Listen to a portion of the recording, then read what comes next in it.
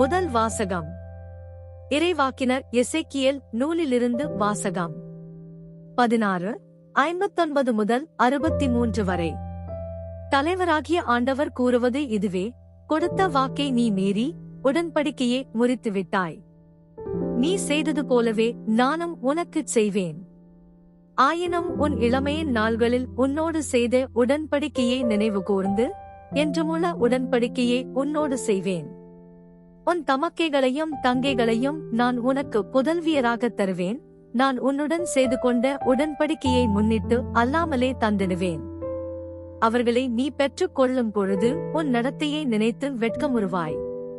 உன்னுடன் செய்து கொண்ட உடன்படிக்கையை உறுதிப்படுத்துவேன். அப்போது நானே ஆண்டவர் என்பதை நீ அறிந்து கொள்வாய்.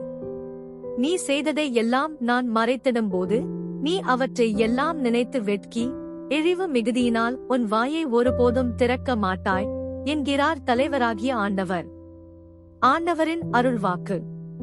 இறைவனுக்கு நன்றி. நற்செய்தி வாசகம்.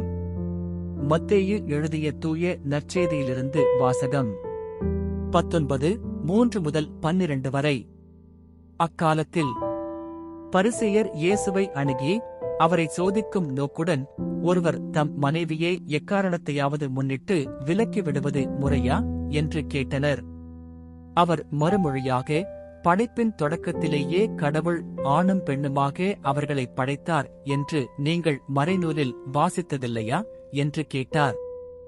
மேலும் அவர், இதனால் கணவன் தன் தாய் தந்தையை விட்டுவிட்டு தன் மனைவியுடன் ஒன்றித்திருப்பான். இருவரும் ஒரே உடலாய் இருப்பர். இனி அவர்கள் இருவர் அல்ல, ஒரே உடல்.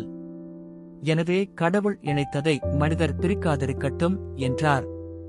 அவர்கள் அவரை பார்த்து, அப்படியானால் மணவிலக்கு சான்றிதழை கொடுத்து மனைவியை விலக்கிவிடலாம் என்று மோசே கட்டளையிட்டது ஏன் என்றார்கள். அதற்கு அவர், உங்கள் கடின உள்ளத்தின் பொருட்டே உங்கள் மனைவியரை விலக்கிவிடலாம் என்று மோசே உங்களுக்கு அனுமதி அளித்தார். ஆனால் தொடக்க முதல் அவ்வாறு இல்லை.